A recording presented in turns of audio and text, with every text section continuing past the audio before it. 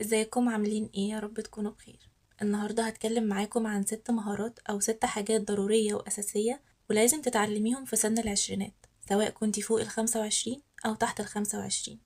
بس كالعادة قبل ما نبدأ جهزي مشروبك المفضل واقعدي في مكان هادي ومريح وتعالي نسمع سوا. الحقيقة ان انا مش قادرة اقولكم ان في مهارة من المهارات دي مهمة وان الباقي فيهم مش مهمين، لانهم كلهم مهمين جدا، او بمعنى اصح متساويين في الاهمية. بس من وجهة نظري ان اي مهارة احنا بنكتسبها مش هيكون ليها اهمية او مش هيكون ليها قيمة لو احنا ما عندناش المهارة الاساسية بتاعة المهارات، او بمعنى اصح حجر الاساس بتاع المهارات. وحجر الاساس بتاع المهارات دي هو الثقة بالنفس.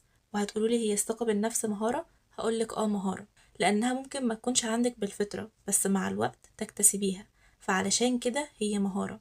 الثقة بالنفس هي أساس كل حاجة، فانتي لو مش واثقة من نفسك هيبقى صعب انك تواجهي التحديات اللي هتقابليها في حياتك، أو حتى هيبقى صعب جدا انك تحققي أحلامك.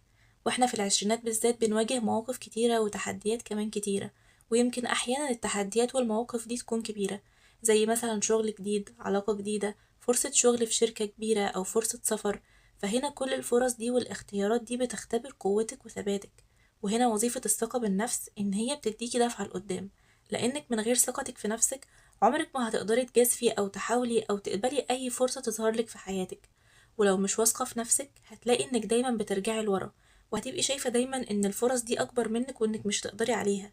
فانت دورك تجاه نفسك في الوقت ده إنك تبني جدار ثقتك في نفسك، عن طريق بقى إنك تحبي نفسك وتتقبلي نفسك زي ما انتي بمميزاتك وعيوبك. لأن خلي بالك كل واحدة فينا عندها مميزات، ومميزات كل واحدة فينا بتكون مختلفة عن التانية. فانت كده كده عندك مميزات محتاجة بس إنك تكتشفيها وتأمني بيها، وبعديها تبدأي تعملي إنجازات في حياتك حتى لو كانت بسيطة. إنجاز صغير على إنجاز صغير هيبقى إنجاز كبير، وابدأي بقى اكتبي كل حاجة نجحتي فيها. الإنجازات دي حتى لو كانت صغيرة بس هتخليكي فخورة بنفسك، ومع الوقت ثقتك في نفسك هتكبر وهتزيد.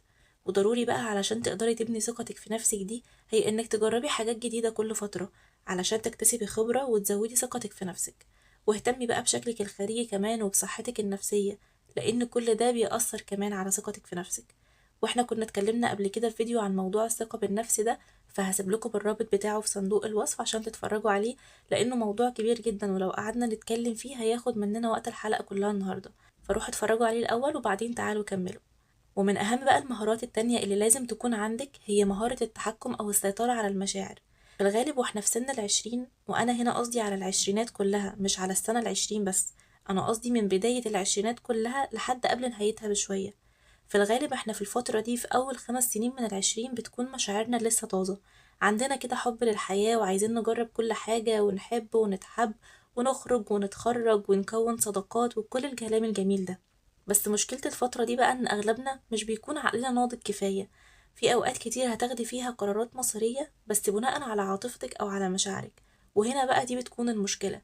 المشكلة إن القرارات دي بنسبة كبيرة منها مش هتكون صح.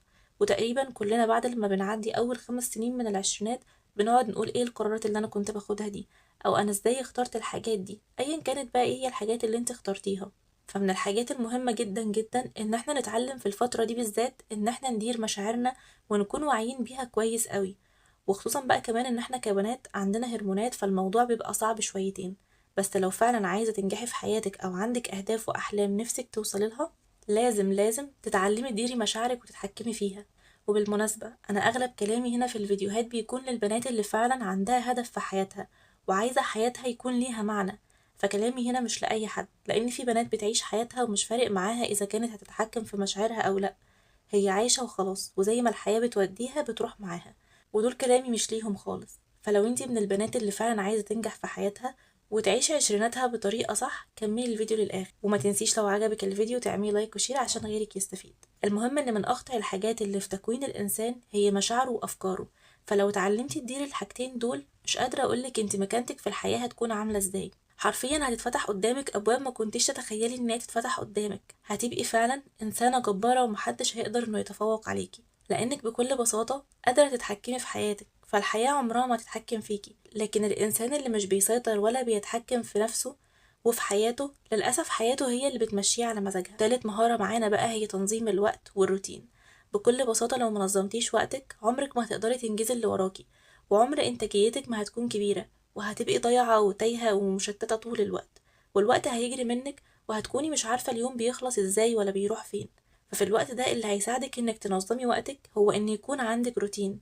لما يكون في روتين ليومك وروتين لحياتك هيبقى يومك منظم وهتبقي عارفة مواعيد كل حاجة. يعني هيبقى في ميعاد محدد وثابت لنومك وميعاد تاني محدد وثابت لأكلك، هيبقى عندك وقت تلعبي رياضة، وقت تذاكري، وقت تشتغلي، وكل حاجة هتبقى منظمة في مكانها. والجميل بقى في الروتين انك بعد فترة لما تتعودي عليه خلاص هتلاقي ان حياتك ماشية لوحدها من غير اي مجهود منك. هتلاقي عقلك يوميا اتبرمج خلاص على مواعيد كل حاجة انت بتعمليها. لا ومش كده بس، ده هتلاقيه كمان هو اللي بيزقك علشان تقومي تعملي الحاجات اللي هو اتعود عليها.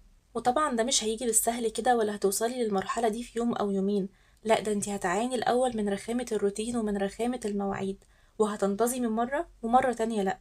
بس مع الاستمرار يوم ورا التاني وشهر ورا التاني هتلاقي بقى في روتين لحياتك. وعموما أي روتين في حياتك أو أي عادة جديدة بتبنيها في حياتك في الغالب هتاخد منك وقت في حدود 60 ل90 يوم، وبعدها عقلك هيبدأ يعملها بشكل تلقائي أو بشكل لا إرادي. وكمان لو في يوم من الأيام ما عملتيش العادة دي هتلاقي انك حاسة ان في حاجة غلط او في حاجة ناقصاكي لانك اتعودتي وبقى عندك روتين يومي. وصدقيني هتشكري نفسك قوي على الروتين ده طول حياتك، لانك مش هتحتاجي كل يوم انك تبذلي نفس المجهود وتفكري هعمل ايه النهاردة، او حتى تفكري قبل اي خطوة تاخديها، وده هيوفر عليكي وقت وكمان هتقدري تتحكمي في وقتك وما يضيعش منك. المهم انك تستعيني بالله وتبدأي، وكل فترة لو حسيتي ان الروتين بتاعك هيحتاج تعديل عدليه، او لو محتاجة مثلا تضيفي عادة جديدة تكسري بيها الملل والروتين مفيش مشكلة، بس المهم ان يكون في روتين في حياتك. ورابع مهارة هي مهارة مراقبة الافكار. انت طول الوقت لازم يكون عندك نظام مراقبة وتحكم في افكارك، لان كلنا لازم بيعدي علينا وقت كده بيكون فيه افكار سلبية. وفي الغالب الافكار السلبية دي هتلاقيها في فترات الفشل او الحزن او في اوقات انخفاض الطاقة او في الفترات اللي زي دي عامة يعني. احنا محتاجين بقى في الفترات دي ان احنا نراقب افكارنا ونتحكم فيها، لان جودة افكارك بتساوي جودة حياتك. لو دماغك مليانة افكار سلبية هتلاقي حياتك مليانة افكار سلبية، والعكس صحيح.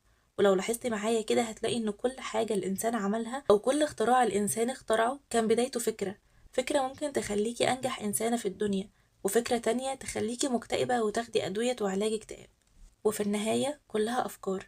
الانسان الناجح دماغه مليانة افكار ايجابية وتخطيط وتنظيم وتطوير، والإنسان الفاشل دماغه مليانة نقد وكلام سلبي ومقارنات وجلد ذات. ده أفكاره بتخليه إنسان ناجح وده أفكاره بتخليه إنسان فاشل. فلو عايزة عشريناتك تكون في أحسن حالاتها راقبي أفكارك، وراقبي كمان أصحابك، شوفي انت أصحابك شكلهم عامل ازاي. وأنا قصدي هنا مش على الشكل بالمعنى الحرفي أو الشكل الخارجي، قصدي هما فين في الحياة، بيفكروا ازاي، لما بتقعدوا مع بعض بتتكلموا في ايه، يا ترى في نجاح وتطوير وأهداف وأحلام كبيرة، ولا فلانة قالت وفلانة عادت وهكذا. فاللي عايزة أقولهولك النهاردة نقي صحابك بعناية. وكالعادة هقولك لو ما لقيتيش حد يشبهك أو لو ما لقيتيش حد على الأقل بيحاول إن هو ينجح زيك يبقى خليكي لوحدك لحد لما تقابلي الناس اللي فعلا شبهك. خامس مهارة هي التعليم المستمر. احنا أمة اقرأ، فلازم طول الوقت نقرأ ونتعلم ونطور من نفسنا. الحياة حوالينا بتتغير بسرعة جدا، وكل يوم في حاجات جديدة بتظهر. مش هقولك إنك مطلوب منك تعرفي كل حاجة في الحياة، بس على الأقل يكون عندك خلفية بسيطة أو معلومات بسيطة عن كل مجال يقابلك، وطبعا ده هيفتحلك فرص جديدة وأبواب جديدة. كل فترة اقرأي كتاب في مجال مختلف زي مثلا العلاقات، البيزنس، الماركتينج، التكنولوجيا. المهم تعلمي وطوري مهاراتك، حتى لو هتتعلمي حاجات تعمليها هاند ميد. كل دي مهارات بتخليكي مميزة، وكل ما كان عندك مهارات أكتر كل ما كان ليكي فرص أكبر وأكتر في الحياة. وآخر مهارة بقى واللي ما تقلش أهمية أبدا عن كل اللي فات وهي تحديد وترتيب أولوياتك. الحياة طول الوقت مليانة اختيارات، ولو انتي إنسانة عندك أهداف وأحلام الحياة هتجبرك تختاري كل يوم. وهنا بقى هيجي دور الأولويات وترتيبها. يعني مثلا تخرجي مع أصحابك النهاردة ولا تقعدي تخلصي الكورس اللي بدأتي تاخديه؟ هل هتاكلي أكل صحي وتلعبي رياضة عشان جسمك وصحتك النفسية والجسدية، ولا هتهملي كل ده وتعيشي حياتك عادي زي بقية كل الناس؟ هل هتختاري تعملي علاقات وتملي حياتك ناس ليها لازمة أو ملهاش لازمة، ولا هتختاري تكوني إنسانة لوحدك عايشة عشان تقف على رجليها وبعدين تدخل حياتها ناس صح، ناس فعلا شبهها؟ فعلشان كده لازم تحددي وترتبي أولوياتك على حسب أهدافك. وأهم نصيحة بقى في الفيديو ده كله وأكتر حاجة حرفيا هتظبطلك عشريناتك وتنورها لك هي إنك تكوني قريبة من ربنا، سواء بقى في أيام حلوة أو في أيام صعبة، سواء كنتي فرحانة أو زعلانة. خليكي قريبة من ربنا وجاهدي نفسك طول الوقت، علشان تكوني أقرب وتكوني أحسن. وصدقيني هو ده الطريق الوحيد اللي هيخليكي مش تايهة في حياتك، وهيخليكي منظمة، وكل حاجة في حياتك هتبقى أسهل وأجمل. وبس كده، ده كان فيديو النهاردة، أتمنى تكونوا استفدتوا. ما تنسوش لو عجبكم الفيديو تعملوا لايك وشير وسبسكرايب، وأشوفكم على خير في فيديو جديد. مع السلامة.